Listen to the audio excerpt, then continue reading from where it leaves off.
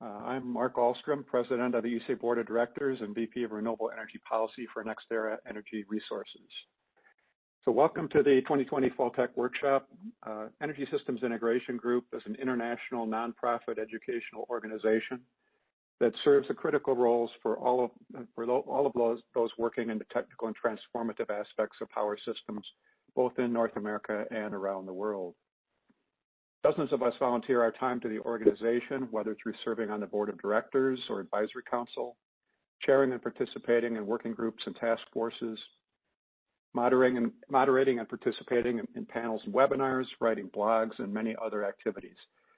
And we do this because we have found the organization to be indispensable when it comes to learning and sharing and collaborating on the technical issues that are critical for all of us as individuals, for our organizations, and for society. I wish that we were meeting in our traditional face-to-face workshop format, but like many other events this year, we've transitioned this workshop to an online event. Beginning with today's session, we'll be holding a series of panels as webinars that will run through November 12th. I hope you are able to join us for each of these panel sessions featuring wonderful speakers. Each session is provided at no charge, and you can register at the events area on the ESIG.energy website to get the WebEx link for each session. We hold multiple ESIG workshops every year, with this one and the spring technical workshop in March focusing broadly on the issues like those that will be discussed in the upcoming sessions. But we also hold a large forecasting and market design workshop in the summer, the operations and maintenance user group meetings spring and fall, and an international systems integration workshop among the Americas, Europe, and Asia locations. Not their topical special workshops we find ourselves organizing or co-sponsoring throughout the year. And every month in between all these workshops, ESIG also provides a rich offering of free webinars, blogs, and other activities. The primary source of support for making all this possible is annual memberships, and I thank you if your organization is a member and strongly encourage you to consider joining if you are not currently a member. The modest annual membership is based on the annual budget of your organization, and if your organization has a membership, then everyone in your organization is a member of ESIG. Independent consultants and individuals can also join, and ESIG provides free memberships to students of accredited educational organizations. ESIG is a great place to learn and share your experience and expertise, and we all need to do whatever we can to bring talented people into our industry and help them get working on the important issues. In addition to the major support from the memberships, we would not be here today without the long-time and ongoing support from the U.S. Department of Energy, from ESIG sustaining memberships from NextEra Energy and the Electric Power Research Institute, and frequent workshop sponsors like Analytics. Sponsorships and support of these organizations shows the significance of the role that ESIG plays in our industry. For each of you individually, I encourage you to be sure to add info@esig.energy to your email contact list and be sure you are getting our monthly newsletters. This will keep you informed of all the activities and free events. We want to make sure that the monthly newsletter is getting through to you. You should also subscribe to the ESIG YouTube channel and follow ESIG on LinkedIn, Twitter, or Facebook to learn about new webinars and blog posts that you'll want to see. And for today, we'll be using the Slido site for Q&A. You may enter your questions for today's speakers by visiting slido.com, slido.com, and entering the event code ESIG29, ESIG29. Now, to kick off our workshop, it's my honor to introduce Hala, President of Electric Power Engineers, who will be giving us the local welcome from Austin, Texas, the virtual home of the 2020 Fall Technical Workshop, and a location we hope to return to in person as soon as we can. Hala has been a lead consultant in the electric power industry since 1991. She was also founding partner and director of the International Institute of Geotechnics and Materials and president of the board of the Texas Renewable Energy Industries Alliance. She's an accomplished industry author and presenter and a registered professional engineer in multiple states and countries. So Hala, thank you so much for joining us and welcome us, at least virtually, to your home in Austin. All right. Hello, everyone. Check audio. Everybody can hear me? Yep, very good. Excellent. It is certainly my honor and privilege to welcome this amazing conference and all its attendees to Austin, Texas. It is ESIG has been one of the industry's favorite conferences, very technical, at the same time bringing businesses together.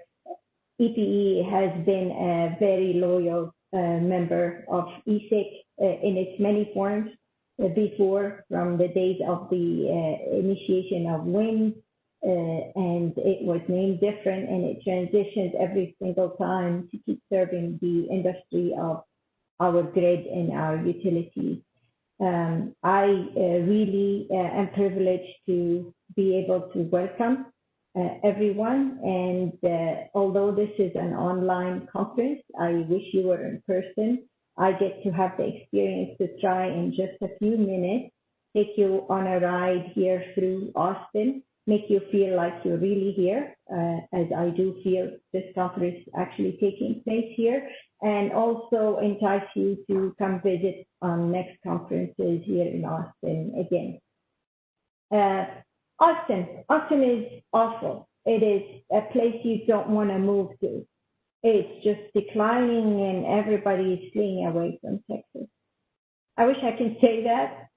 Some of us who live here, who actually moved here, now don't want anybody to come here anymore as much as we love it. Austin is a great place to live. A lot of people are moving here, which has resulted in the last 10 years in Austin being the fastest growing metro in our country, 9 consecutive years. You can see here from the Chamber of Commerce from 2010 through 2020, we've been growing very fast. I actually started even earlier, 2000. We've doubled since then. Currently, the metropolitan area is at around 2.2 million. And Austin itself, the city of Austin, is almost half of that, almost 1 million, the city itself. The metro area covers 5 counties. The city of Austin has been, and its surrounding area, a destination for migrating talent. Whether you see this from tech companies or industries and innovation and thought leadership. In fact, we in 2019 alone, we've had 4 major tech companies locate in some form of fashion, whether it's headquarters or new large offices to Austin. These are Apple, Google, Facebook, and Amazon. This is just added to the existing global brands that Austin holds, and these are big offices where we see tens of thousands of employees: Samsung, IBM, Oracle, AMD, Intel, and not to forget the Austin-made companies such as Dell and Whole Foods.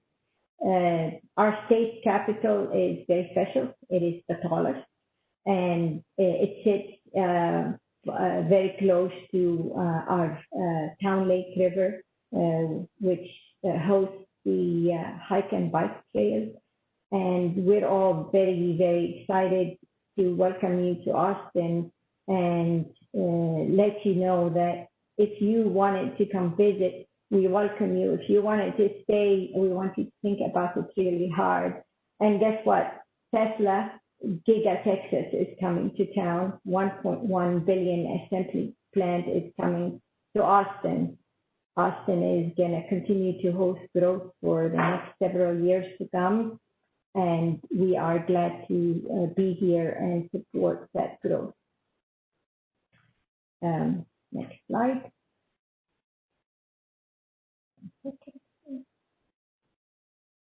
All right. A little bit more about Austin, the fun part. You would know, a lot of people don't realize how versatile Austin is in its nature. The bird and bat species. We're actually home of the largest urban bat colony. You could come during the August and September months and sit under the bridge. You can see a picture of the bridge there with a lot of people on the bridge. These thick-looking things are people, and a million bats that fly over your head. The town lake, Lake Travis, is 60 miles long, if you didn't know, which is fascinating. You could look at it on satellite pictures. We are in the hill country. We've got parks, trails, outdoor, hiking, a lot of hiking. When I moved to Austin 12 years ago, I did not realize how much of a variety in hiking trails with waterfalls. There's a zip line over the lake. And last but not least, very important, Austin is a music and art center of our nation, if not the world. We host many events. Two of our largest are Austin City Limits, which is held annually in October. 450,000 attendees come 2 weekends in a row. South by Southwest is an amazing conference as well. It is not just about music, it's about films, it's about new talent, new startups, technology, new ways of doing things, products, you name it. And that we also host 280,000 attendees every March.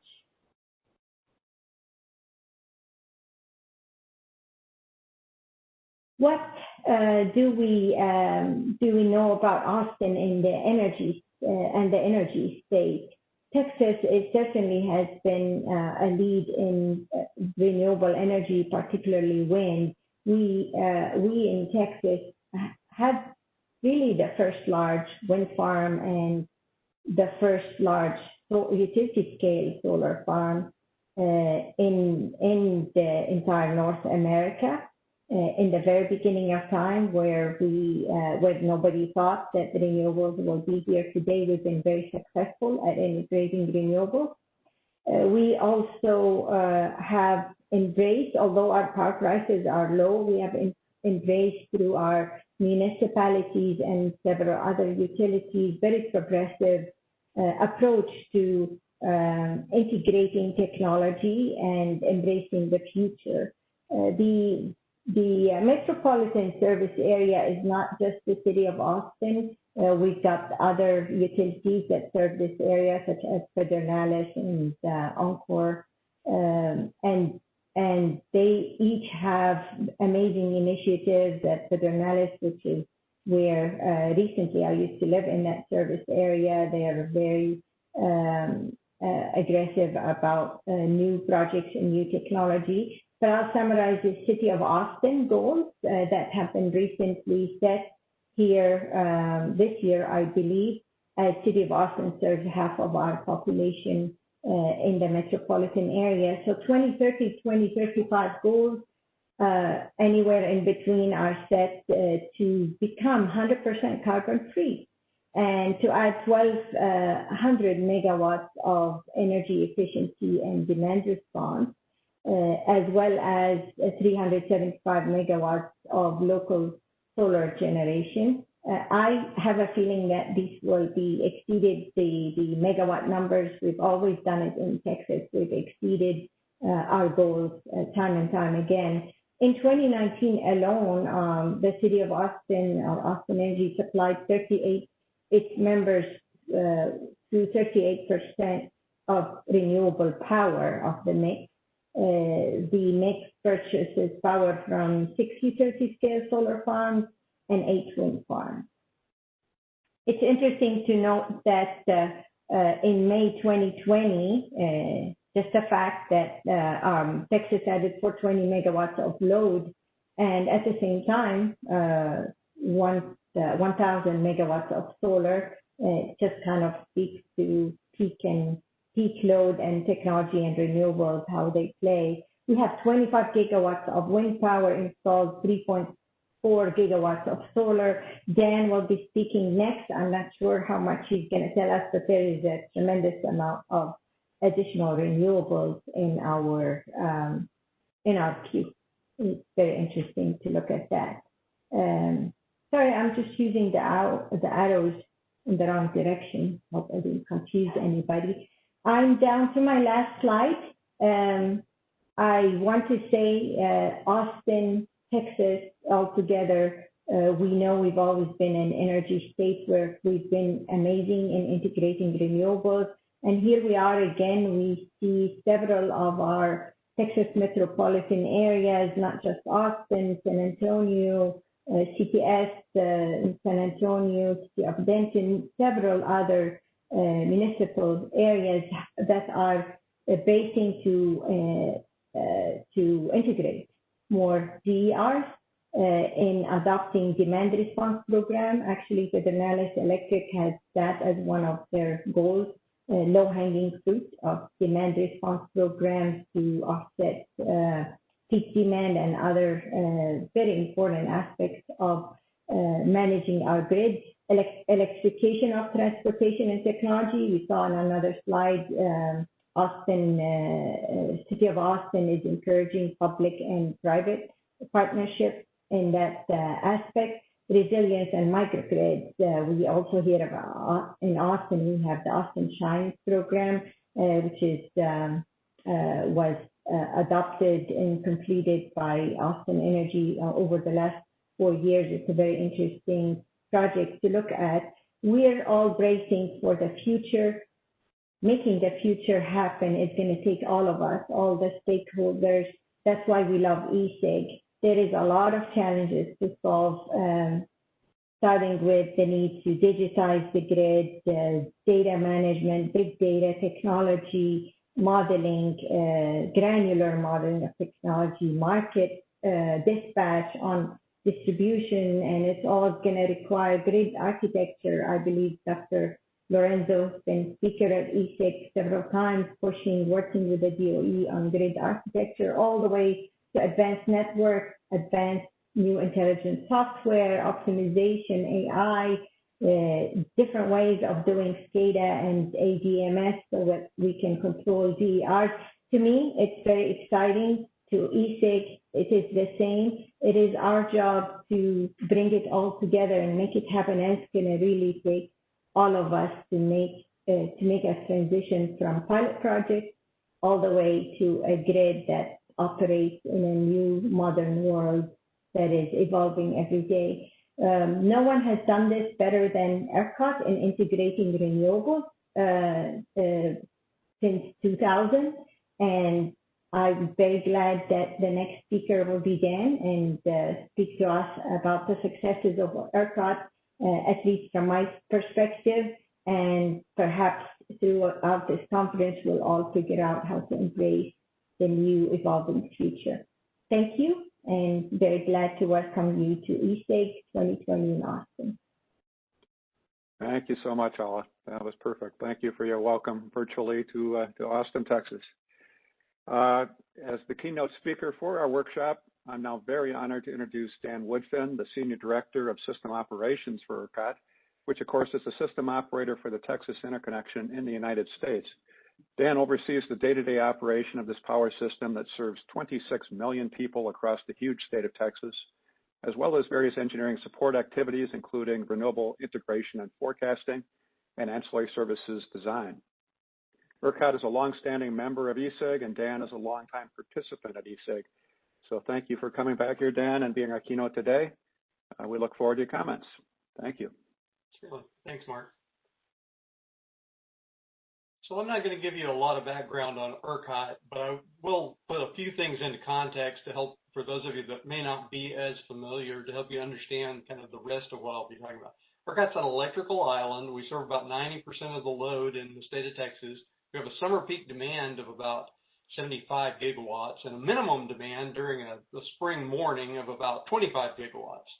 We currently have an installed wind capacity of about 25 gigawatts, and that's growing. There's 3,000 or 4,000 more that's in the process of synchronizing to the grid. And then we've got a solar that continues to grow. It's kind of the largest share of our interconnection going forward. And so that kind of puts it into context, kind of the size of the system and the resources that we have. So I'm at the point in my career where I'm still helping solve new problems, but I also have a lot of history on how problems have been solved in the past. In fact, sometimes we hire new engineers, and what they've studied they come and tell me, we've studied this thing in school that ERCOT did, and I was involved in that, and I know how the sausage was made. And so the fact that they're studying that in school is a little frightening, but it is a problem that we've solved.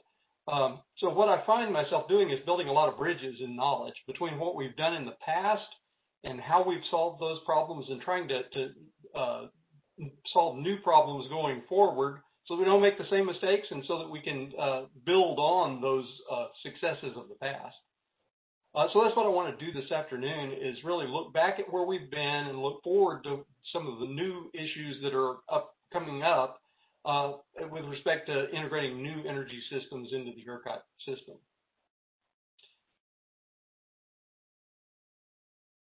So what you see here is kind of a visual look at some of the integration issues that we've addressed in the past. I've broken these into some general categories so you can kind of visually see how these things have flowed over time. Early on, we had transmission issues. We had remote resources being built out in, say, the McCamey area, and not a lot of transmission for those resources. And so that was some of the first issues. Then we started to need to manage the uncertainty and the variability of those resources as the volume grew, and so we started working more on forecasting and ancillary services. And then these new resources, we realized they need to help support the grid, and so we started working on some requirements for them, like low voltage ride-through, participating in primary frequency response, and those kind of things. In the late 2000s, early 2010s, we went through a process called CREZ, the Competitive Renewable Energy Zone. And Texas added about $7 billion of new transmission to really get power from windiest areas to the load centers in the eastern part of the state. As we continue to work on other areas, maintaining the reliability of the grid related to forecasting and continuing to improve that, and focusing on ancillary service requirements, and then ultimately evolving what our ancillary services products were. And with the tremendous, what we've seen more recently is with the tremendous build out of wind and now solar, transmission issues are starting to come back to the forefront. And so there's lots of work going on in kind of different aspects of transmission. So that's kind of a quick view through some of the historic issues, so you can see how what we've been doing in history. I'll move now to some of the current things that we're working on. And I'm not going to spend a lot of time on this slide, but as you can see, there's lots of things that are going on. I'm going to talk about some of these in more detail. I mentioned that transmission is kind of one of the kind of hot topics today. When in the ERCOT market systems, when we identify a transfer limited stability limit or issue on the system, we set up what's called a generic transmission constraint. It's really just a constraint that's used in the optimization of the system dispatch to try to use market tool to maintain that transfer within the stability limit. For voltage stability, we can calculate these limits, the numeric limits, using an online tool, but for more dynamic stability type things, we have to calculate those offline. And so, but the first issue is really to set up what are the areas where the transfer out of the area to load is going to cause a problem. And you see some of those on this slide. We have some sub areas in kind of what we call West Texas, like the Panhandle, McCamey. We have this recently to be added. It was announced earlier this week. It's going to be added on October 1st. This overall constraint coming out of West Texas. And we also have some areas within the lower Rio Grande Valley down in the southernmost part of Texas that are all these stability constrained regions. And you can see in the little graph there that these kind of stability issues have been growing over time.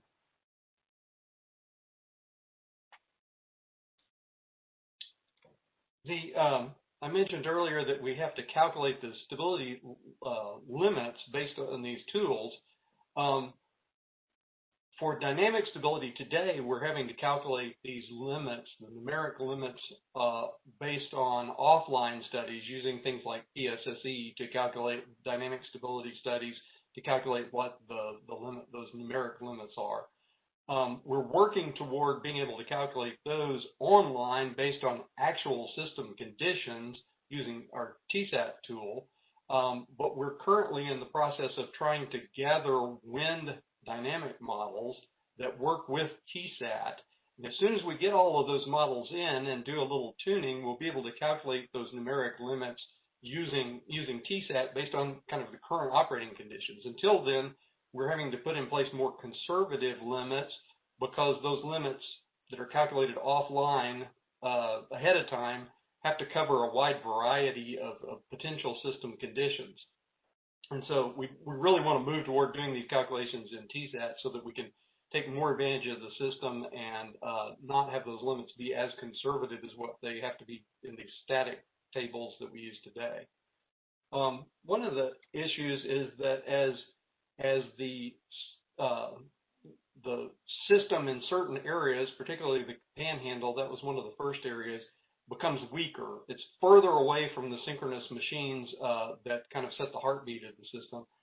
We have to use an EMTP type tool. We use PSCAD to simulate the more detailed control system dynamics of the wind farms, ultimately larger and larger regions as the area that is weaker has grown.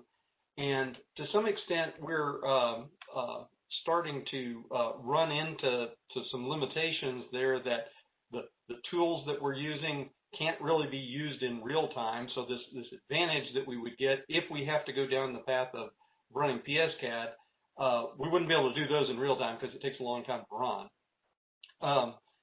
What we're using them for today is really validating that the dynamic stability tools are still okay. And also, in some cases, if we find that those dynamic stability tools aren't okay, we use them to set the static limits. But there's a lot of work goes on in this area. I guess one of the questions we have started to hear people ask is, is doing more and more detailed analysis really going to solve the problem, or do we need to move back to kind of building the system out to where it's strong enough that our tools that we use in real time can actually calculate those limits? And so that's kind of an upcoming question that I'm sure we'll be talking about more in the industry. I mentioned these limits earlier. We have several transmission projects that are coming to solve the kind of the sub-area issues like the Panhandle, the smaller GTC known as Bearcat, and then this Far West project, which will solve some of the wind and solar constraints out in kind of the southwestern part of the state. Those projects are all going to be completed within the next few months. Because there's this kind of newly identified overall transfer issue, remember I mentioned earlier that we built the CREZ system $7 billion to kind of provide this overall transfer, but we've now built out the wind and solar to the like 28 gigawatt range, so that it's more than really what that CREZ system was designed to do. And so we'll start needing to build more, and the planning guys have recently begun a study of kind of what amount, if any, additional transmission is justified to increase the overall transfers out of West Texas.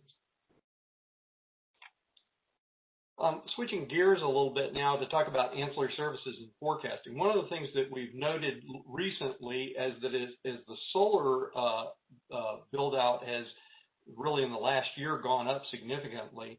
we started to see that we're we're depleting our regulation a larger portion of the time. And the amount that we're depleting it by is larger.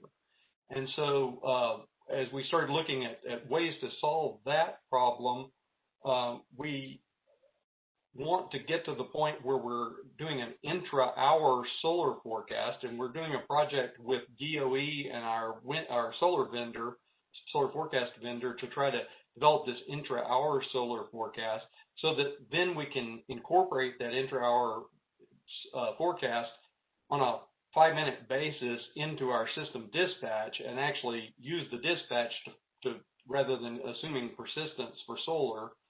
That's what we do with wind and load today, but we need to get that additional forecast so that we can use it.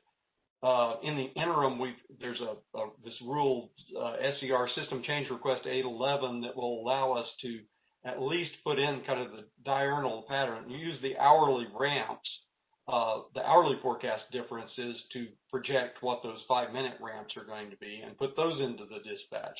But then longer term, we'll be using this DOE project. Batteries are obviously a growing issue across the energy industry, issue in a good way, and then also it's things to be solved. We currently only have about 163 megawatts of batteries on the ERCOT system. There's about 1,300, as you can see in this graph, with signed interconnection agreements. What's not on the graph is that we have about 8,500 megawatts that are going through our full interconnection study. About 2/3 of those are standalone batteries. About 1/3 of them are co-located primarily with solar units. And we have about 17,000 megawatts of batteries in some point in the interconnection queue. And of course, not all of those other will get built, but there's a lot of interest in batteries. And so we've been doing a lot of work. We've had a task force set up for some period of time that have come up with the market rules for batteries and how they will participate in the markets, and also what the reliability requirements are going to be. I'm not intending to talk about these rules in any level of detail, but certainly you can find information about them on the ERCOT website. Several of them are already approved. Some of them are still in the stakeholder process.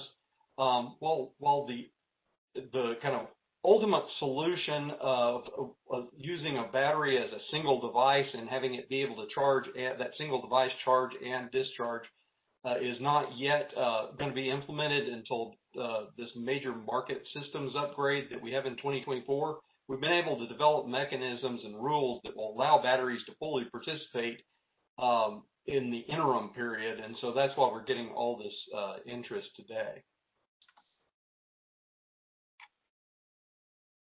In an island system like ERCOT, with its inertia is obviously an ongoing thing that we're watching.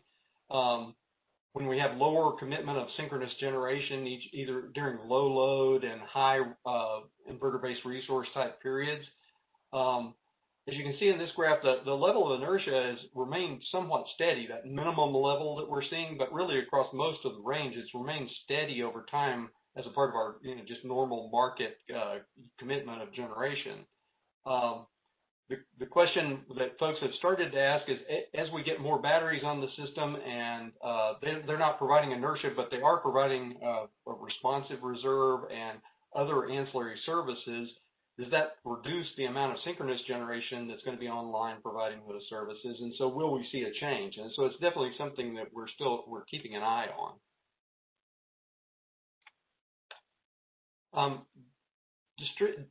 Distributed energy resources, ERCOT's focus at this point has been really about developing tracking tools for making sure that we're keeping track of how much is out there, and also allowing smaller and smaller generation that wants to participate in our markets.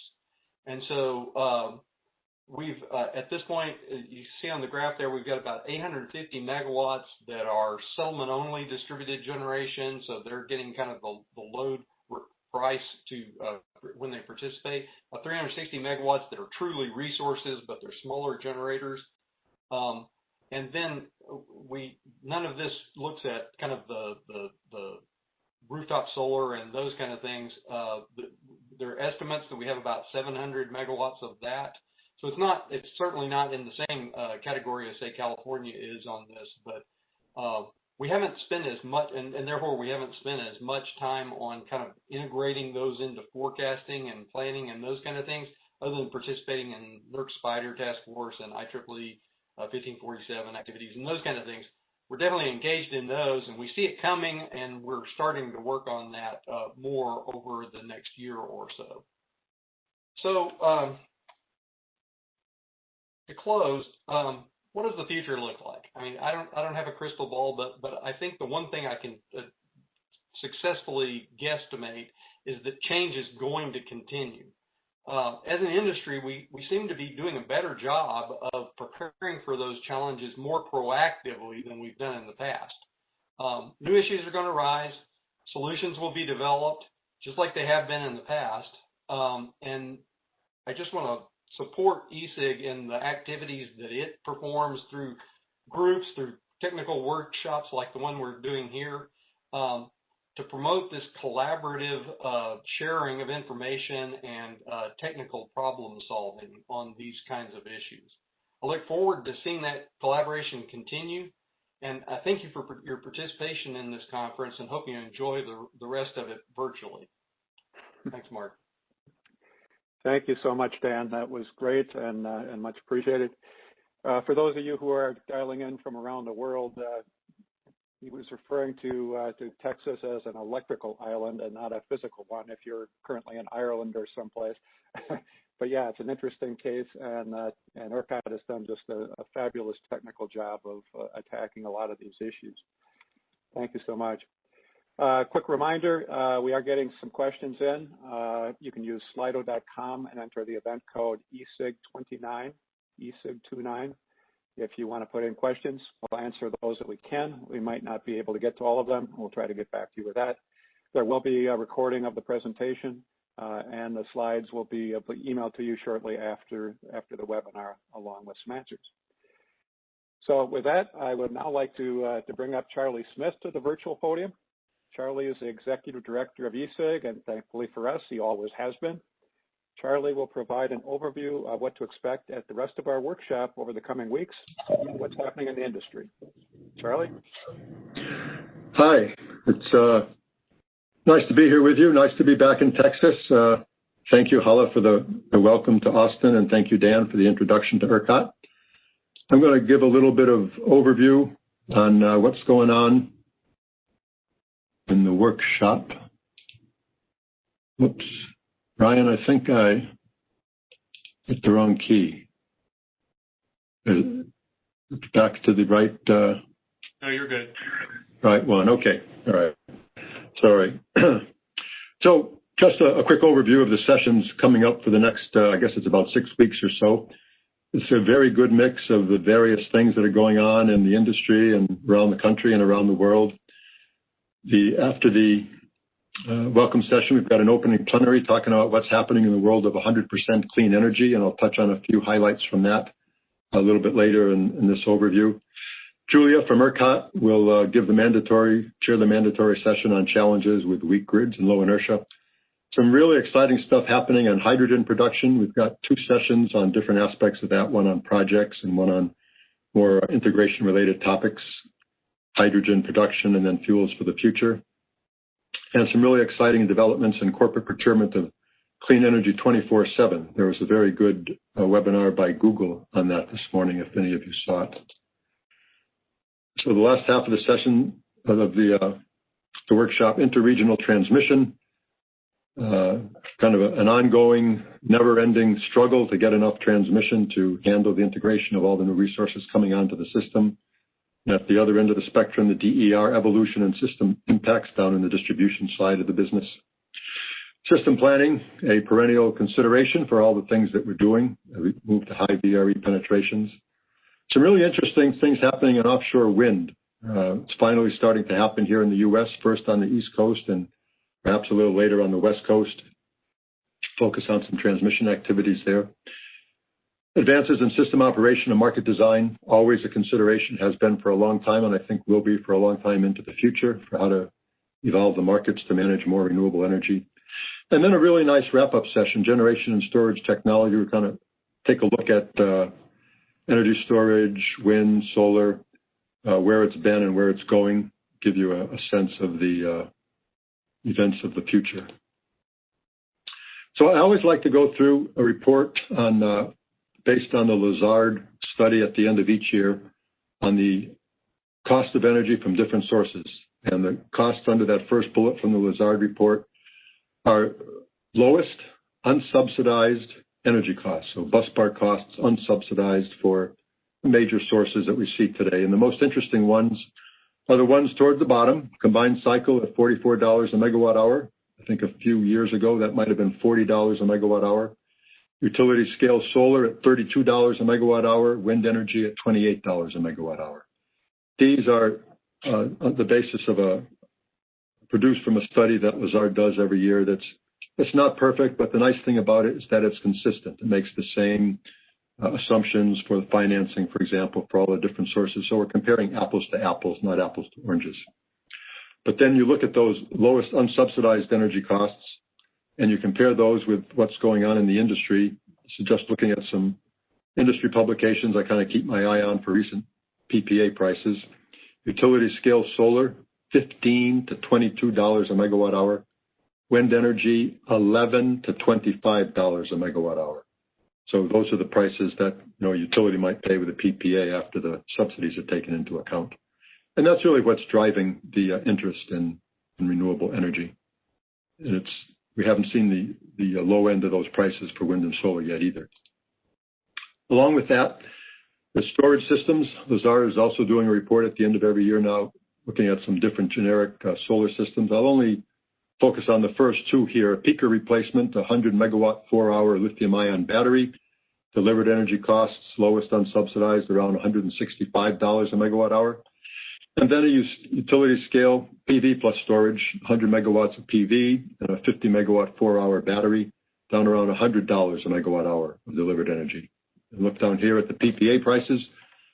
Incredible. NV Energy PV plus battery, $22 to $26 a megawatt hour was announced in a recent procurement. And a very recent procurement in the great state of Texas, El Paso Electric PV plus battery at $21 a megawatt hour. So really dramatic cost reductions that we're seeing across the board in renewables and storage. The industry is maturing. It's global. It's substantial. Looking at 50, 60 gigawatts a year of wind being added to the system worldwide. Looking at 100, 120 gigawatts of PV with cumulative capacities up in the 650 gigawatts of wind and 580 gigawatts of solar. So it's substantial. It's growing, and it's only going to get bigger. I want to talk about a few industry trends, some things that I track on a corporate demand, which has been driving a lot of the clean energy market here in the U.S. Almost 14 gigawatts of clean energy procured by corporations in the U.S. last year out of a global total of almost 20 gigawatts. RE100, U.S. corporate memberships went from 160 to 220 year on year from 18 to 19. The Sierra Club ready for 100. A campaign has signed up cities now, 160 cities and 11 counties. And an interesting thing on the PV that I thought was noteworthy was that of the 370 gigawatts of PV and interconnection queues across the country at the end of last year, about 100 gigawatts was PV battery. So PV battery is getting quite popular. 100% clean energy, it's moving almost too fast to keep up with. This is something from GTM Daily, September 9 of this year, so less than a month ago. They identified almost 14 states at that time that have some sort of a clean energy goal. Some of it's a requirement, some of it's actually law, some of it's an executive order, but 14 states, and the trend is clear. And they also listed about 7 utilities that have voluntarily committed to 100% clean energy by 2050. And then I've been tracking this separately, and there's a number of other companies that have also signed on to 100% clean energy. Even since I put that previous slide together. Michigan was added last week as a state. You see some big utilities here, Dominion, Southern Company, PSE&G, and just today I saw in the news Ameren declared a clean energy goal of decarbonizing by 2050. So it's happening fast and it's happening all over the place. On the market side, the EIM tracked that, $1 billion of savings since its inception in November 2014. And building on the EIM, we have the EDAM, the extended day-ahead market, that's under discussion, looking at savings of 100 to 200 million a year of production cost savings. A recent study that was done of the Southeast region for an electricity market there with potential cumulative savings up to $384 billion by 2040. And just in the last 2 weeks, FERC Order 222, building on Order 841, which was for storage, Order 222, looking at the participation of DER aggregation in the competitive wholesale markets. So things moving fast on a lot of fronts. I'm going to go through a couple of different fuels in the headlines. Coal, 33 gigawatts retired in the second term of Obama, 37 gigawatts retired during the first term of Trump. EIA, which has been relatively conservative in its predictions, I think in large part because of the coronavirus this year, predicts renewable energy production will surpass coal in 2020 and continue the trend thereafter. That's an eye-opener. Natural gas.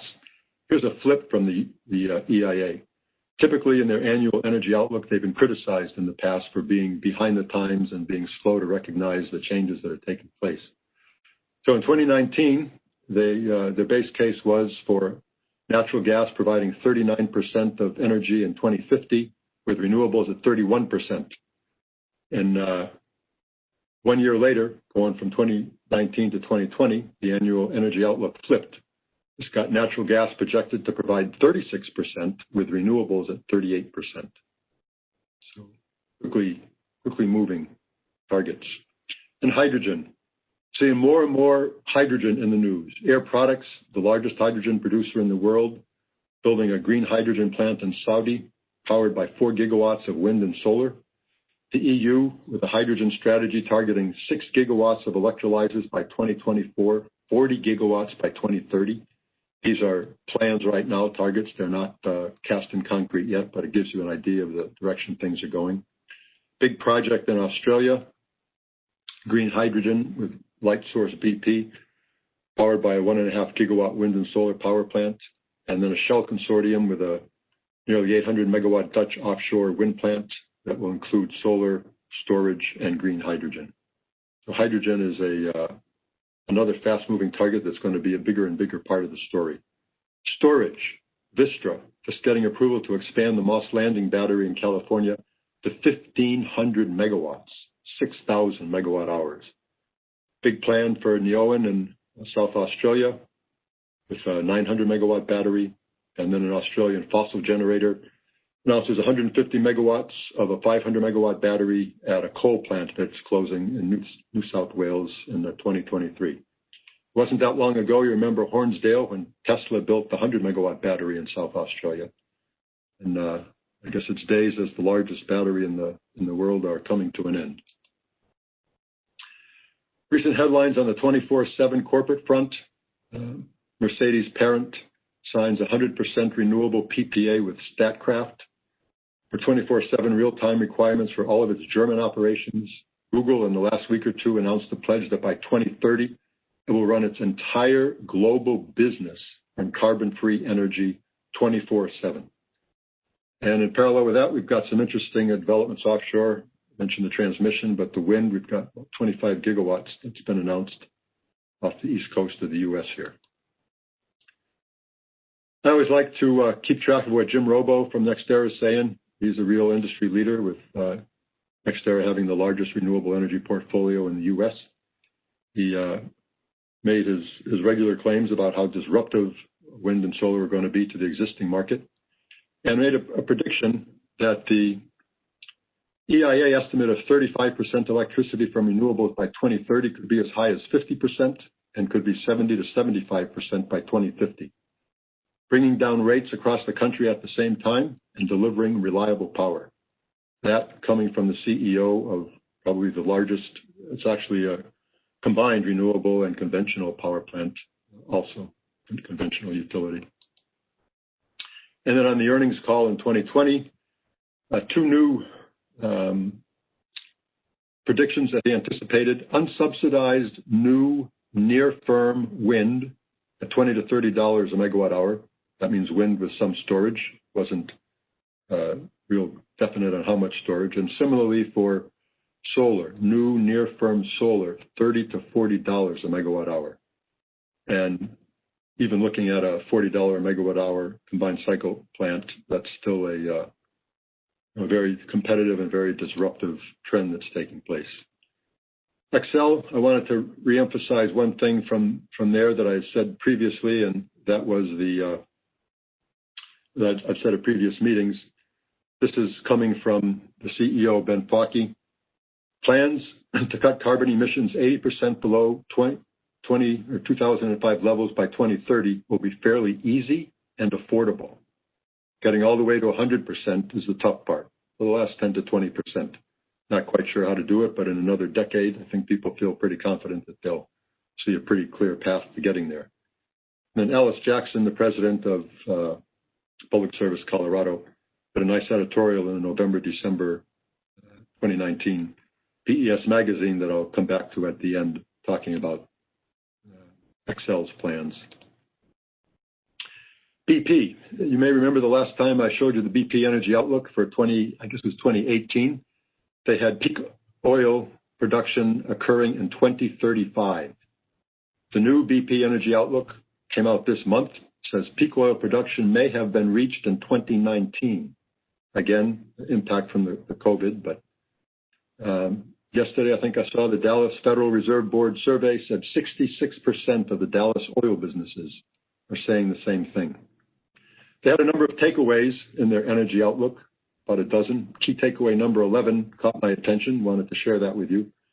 The world is on an unsustainable path, coming from one of the largest oil companies in the world, talking about the need for policy changes in social behavior, need for carbon prices, ending up saying that delaying these policy measures and societal shifts may lead to significant economic costs and disruption. And unfortunately, their stock price nosedived about a week after that announcement. Summarizing the big energy trends for the different energy sources we're talking about. Renewable energy is the fastest growing source of energy over the next 30 years. Everybody expects that.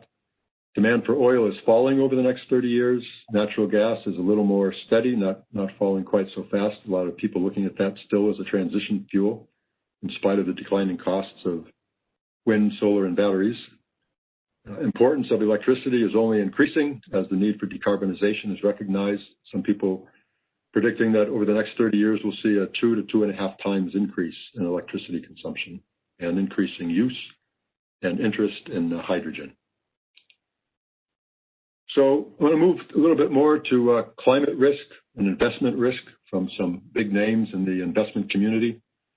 The first one from the world's biggest asset manager, BlackRock, in January of 2020. Climate risk is investment risk. That's the view from the top. And that came right after something from Morgan Stanley, one of the research notes in December of 2019. Carbon-heavy utilities can accelerate their earnings growth by shutting down expensive coal plants and investing in cheap renewables. This from Morgan Stanley, and also a lot of data showing that companies that had already announced that they're going to decrease their reliance on coal were showing improved share prices, and companies that had made no moves in that direction were showing decreases in share prices, which was an interesting associated fact. Wall Street Journal, headline, January 18th, 2019, PG&E, the first climate change bankruptcy, probably not the last. So things are happening fast on the climate front also, just like they are on the renewable energy front. Anybody who's been watching the droughts, the winds, and the wildfires in California certainly is well aware of that, as well as the hurricanes this summer. In the very recent past, from Texas, Louisiana, Alabama, Mississippi, over into Florida, very, very significant risks and potential for very large damage. Even MIT, my old alma mater, Technology Review, middle of last year, May, June 2019. Catastrophic global climate change is not an event at all, and we're not waiting for it. We're living it right now. And they go on to talk about the 3 changes of climate change: mitigation, adaptation, and suffering. Got to figure out where you're at and what you're going to do about it.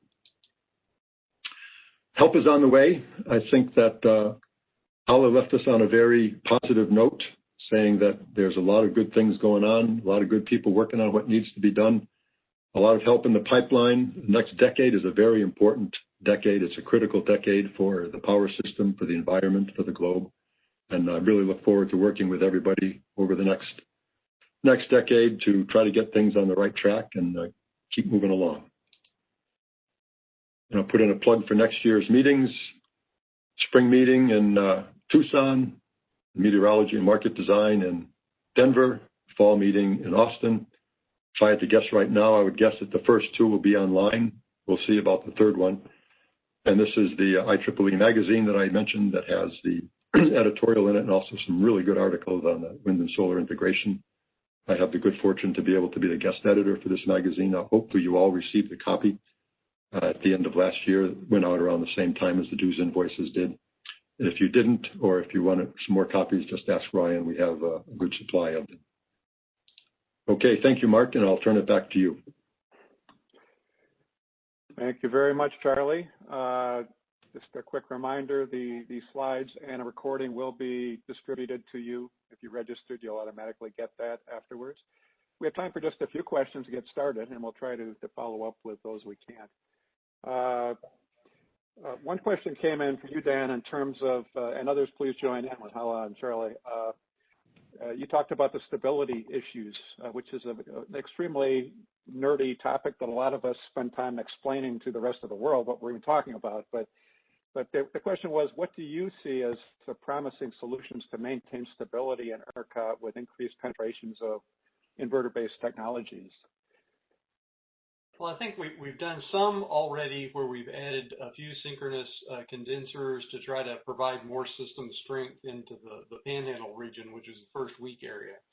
But then it becomes kind of there are multiple kinds of stability issues, and that helps solve one of them, the control system instability problem.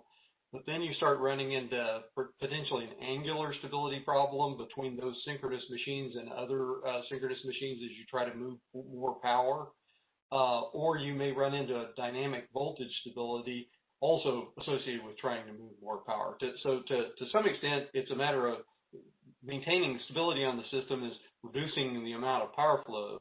But then, of course, that causes congestion and pricing impacts and so forth. So, but kind of the next thing that I think we can do probably the quickest is this modeling improvement that I talked about, where we're actually running stability studies in real time based on current conditions or near-term expected conditions. And so that's going to help us kind of in the near term, but it requires all of the generators to get these models developed for their control systems based on the tool, this TSAT tool that we're going to be running in real time.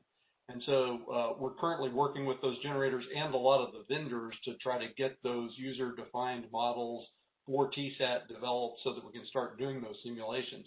And the idea there is that the limits will improve if we are able to calculate them more accurately. And then beyond that, as I mentioned, we've started another study because it's really a matter of trying to look at how much power is being pushed through that existing set of lines. And so we're starting to do planning studies to look at are additional lines into those wind areas warranted or not. Thanks, Dan. Yeah, ERCOT is doing some great work, and thanks. A lot of discussion around what you're doing at the ESIG meetings.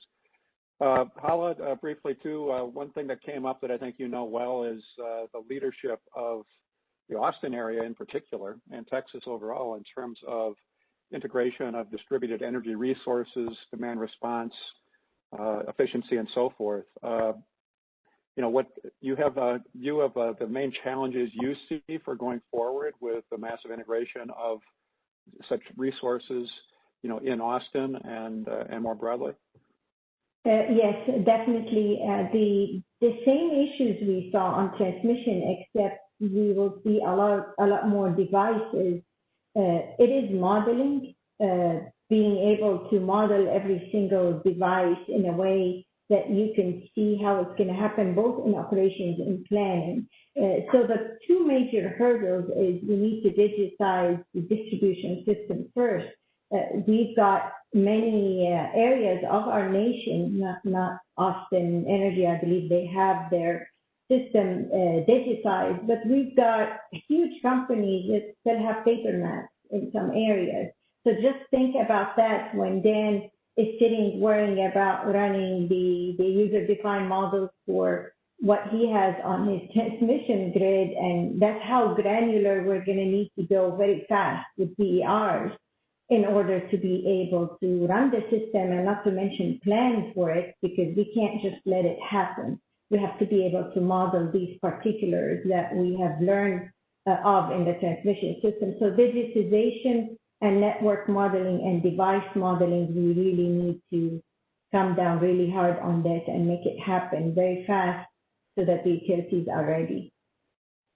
Great, thank you. Let me squeeze in one more. I know we're running just a bit over, but back to Dan probably. I know ERCOT has been doing some really interesting work with your ancillary service redesign, your real-time co-optimization plans, and all of this kind of brings in the storage participation, the ancillary services from all types of technologies, including the new ones, the fast frequency response you've done. Just wanted to give you a chance to what's your view of how all this fits together? I mean, is it all related to a future where we're going to be looking at different ancillary services or getting them from new sources? So we a few years ago did kind of a major redesign of our ancillary services, or at least it was intended to be a major redesign. It wound up being a little more limited, but I think it had the right effects, which is to try to make sure that our ancillary service products were technology neutral. Historically, they had been designed around kind of conventional, even gas, steam, or coal steam units, and trying to redesign them in such a way that they were really technology neutral, that they could be, there was only technical limitations and no kind of historic limitations built into who could provide those ancillary services. And you've started to see that. You've started to see, well, we have always had a lot of load resources participating in ancillary services, particularly our primary frequency response type service, where up to 60% of those loads can provide, that are on a frequency relay, can provide that PFR type ancillary service. But the trying to get it where we're starting to see more batteries that are participating in this fast frequency response. They participated in regulation. And so we're really trying to set us up for the future, looking ahead to where different kinds of technologies can provide those ancillary services. Well, thank you. I'd love to keep talking about this for another hour. I'm afraid we're out of time, but I want to thank both of you from the great Republic of Texas for this leadership here, and certainly cutting edge stuff on what we're doing for the industry, not just in North America, but globally. Actually, it's some great stuff.